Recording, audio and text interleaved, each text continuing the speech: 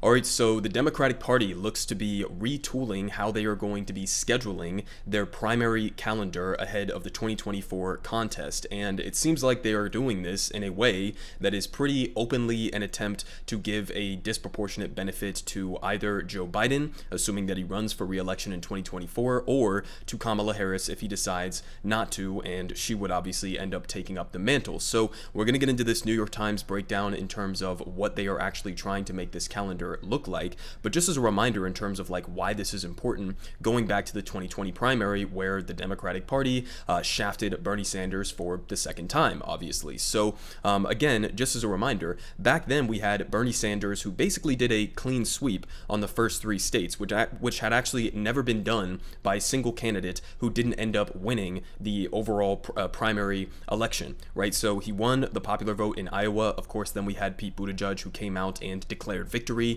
in Iowa because he, like, on a technicality, when they were doing coin flips to decide who would get which delegates, won by like I think literally a single delegate in the overall delegate count in Iowa. But Bernie won the popular vote in Iowa, then he won in New Hampshire, then he won in Nevada, and it looked like he was just running away with the entire race. And then we had South Carolina came up as the fourth state in that primary election. And of course, South Carolina is a disproportionately conservative state. You also have the fact that Joe Biden was backed by pretty big political heavyweights within South Carolina, like Jim Clyburn, and basically that tipped the scales in his favor in this state, and he ended up winning that, and that basically allowed the entire media ecosystem. It allowed some of the conservative, or more neoliberal candidates within that race, like Pete Buttigieg, to do a complete reevaluation and rally behind Joe Biden as if, he was the one who actually had the true momentum in that overall primary and not Bernie Sanders, who had just won the first three contests, right? So that's basically where we ended up with the momentum shift in the 2020 primary contest. It was with South Carolina, right? And so, according to here from the New York Times, which state do they want to have go first in the Democratic primary calendar? So again, here from the New York Times, they say Biden, demoting Iowa and prizing diversity, wants South Carolina as the first primary state. There are just so many reasons why this doesn't make any sense at all, but let's just go ahead and get into these justifications that they're using here. Of course, they are going to lean very heavily on identity arguments because that sort of, in a way, gives them a bulletproof vest so that anybody who is critiquing this potential change, they can just pull out that card and say, you are being racist, you don't want black people to have a voice, etc., etc. But they say President Biden and the Democratic National Committee are moving to radically reorder the party's presidential process by making South Carolina the first primary state in 2024, followed in order by Nevada and New Hampshire, Georgia, and then Michigan. And they say the plan, announced by party officials at a dinner on Tuesday in Washington, signals the end of Iowa's long tenure as the Democrats' first nominating contest, and it represents an effort to elevate the diverse working-class constituencies that powered Mr. Biden's primary victory in 2020. Kind of weird that you're talking about South Carolina, a state that Donald Trump won by like 12 percentage points. So if you're talking about like Joe Biden's base, obviously this is a state where in the primary contest, it did help him to end up winning that primary contest. But in the broader scope of the Democrats, general election strategy, why would you have South Carolina be the first state in your own primary contest, given the fact that you have essentially no chance of actually winning that in the general election? It doesn't really seem to make any sense whatsoever, but they say the move would also be a reward for South Carolina, the state that, of course, again, saved Mr. Biden's candidacy 2 years ago after he came in fourth in Iowa and fifth in New Hampshire, both of which are smaller and have a higher percentage of white voters. So again, states that he didn't do well in, he doesn't want those to be the leadoff states. So I wonder if he has any sort of, underlying reasons why he might want to elevate South Carolina that is essentially, as I point out here in this New York Times article, saved his candidacy, right? And now if you want to just say that, this is about giving black people more of a immediate voice in the Democratic primary contest, well, I mean, if you just look at the Democratic or the demographic makeups of some of these different states, I mean, you could look at South Carolina, and yes, of course, a lot of southern states have disproportionately higher black populations, but I mean, you look at South Carolina, for example, 27.28% of their population is black. That's a relatively higher percentage, right? Especially when compared to other states like Iowa, which has less than 5% of a black population, right? So 27.28% of a black population in South Carolina for a total of about 1.4 million. But you compare that directly to a state that is adjacent to South Carolina, and not only that, but is a state to which Biden actually won in the 2020 general election against Donald Trump, a state that, as of right now, and assuming that Raphael Warnock holds on to his Senate seat here, now has 2 Democratic Senate seats for like the first time in my entire life. And you look at a state like Georgia, right, 32% black population for almost triple the overall population size of 3.5 million black Georgians. Okay, so if you're going to talk about,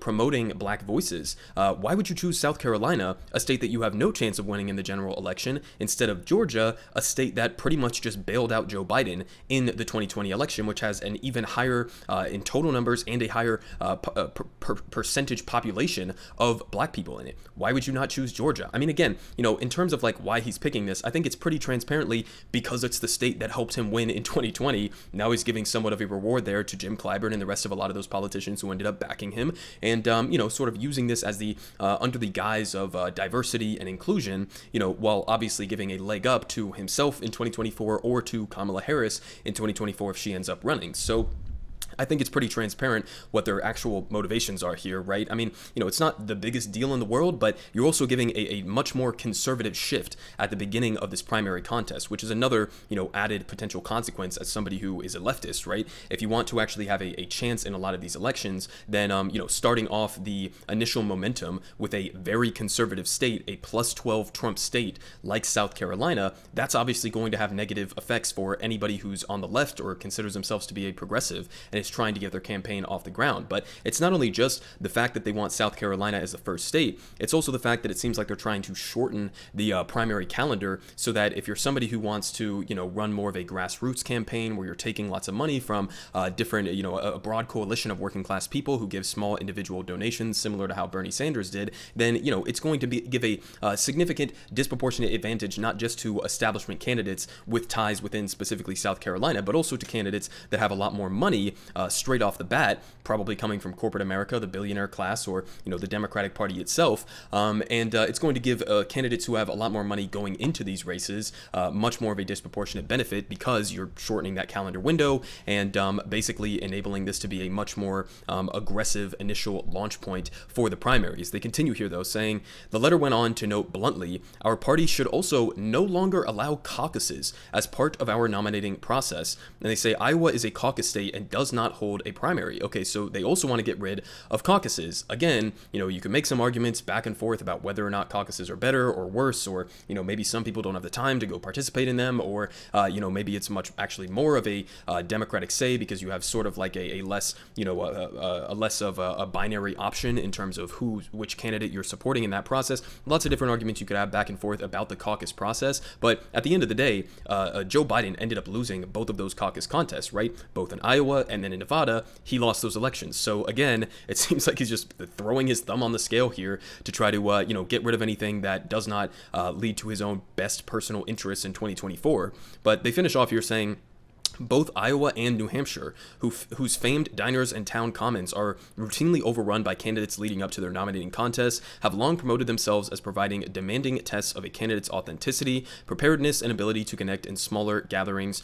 with highly discerning voters. I think that's somewhat true. They say the new Democratic plan, by elevating several larger states, could reduce those opportunities and lead candidates instead to emphasize, again, expensive advertising campaigns aimed at the broadest possible audiences. So, it does change that fundamental dynamic. Obviously, Iowa is also not a, swing state anymore, right? This is a state that is disproportionately like right-leaning and, isn't necessarily representative of the broader scope of the Democratic base or the broader scope of the American people. But still, I mean, again, if you want to make an argument here that you are actually trying to best represent your base of supporters, then I think that there's a lot of other states that you could have chosen in order to try to go about doing that. Again, Georgia pops into mind, and obviously not just saying that because it's my home state here, but I mean, also you could look at other states if you're talking about, what could be the best opportunity to get a chance of who would be the strongest candidate going into a general election. Do a state like Pennsylvania, do a state like Michigan, do a state that is actually genuinely a swing state. It just makes absolutely no sense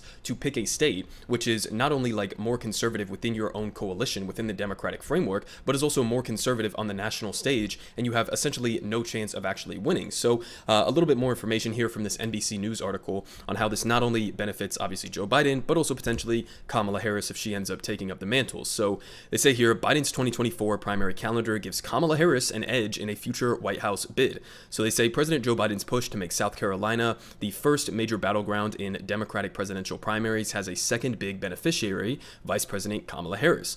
They say while Biden figures to reap most of the reward from his own plan, putting his best political turf first, party strategists say it also creates a natural advantage for Harris in a future run for the White House. They say Harris is the first black woman to ever elected on a national ticket, and black voters often make up a majority of the Democratic primary electorate in South Carolina, with black men and women voting in higher numbers than black men, or black women voting in higher numbers than black men. And even as her favorability numbers have languished far below the break-even point in national polls, her standing has remained strong with black voters at 67% in the latest YouGov survey of registered voters. Honestly, kind of surprised that it is that high, given her track record and given who she is on a day-to-day basis. Not exactly the most likable person, but they got a quote here saying it sets her up, said Pete D'Alessandro, an Iowa-based Democratic strategist who served as a senior advisor on Vermont Senator Bernie Sanders' 2020 bid. And he says, I'm thinking Pete Buttigieg is not really happy with this one. So, I mean, yeah, to an extent, this is kind of Joe Biden giving a little bit of a nod to Kamala Harris in a potential, run, whether that's in 2024 or 2028 or whatever. And, kind of a dig at Pete Buttigieg, who obviously claimed victory in the Iowa caucuses, did much better there, had to drop out after South Carolina results came in. So, I mean, listen, at the end of the day, is this the biggest deal?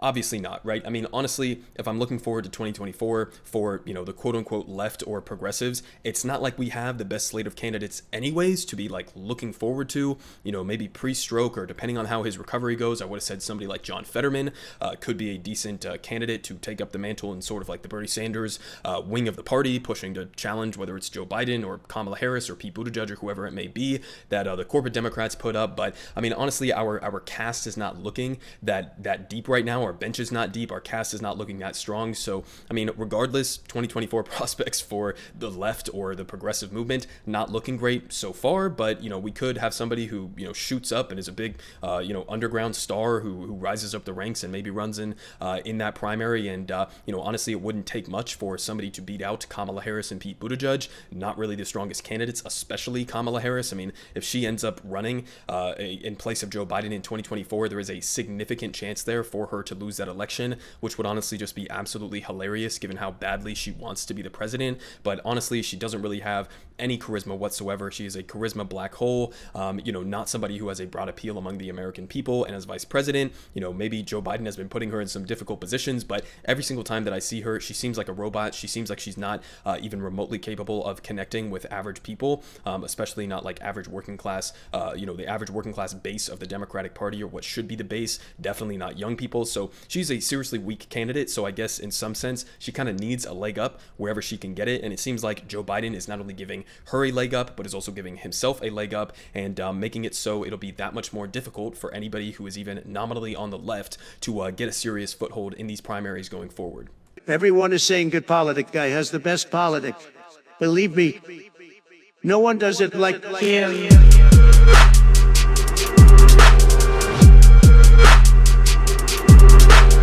Believe me, everyone is saying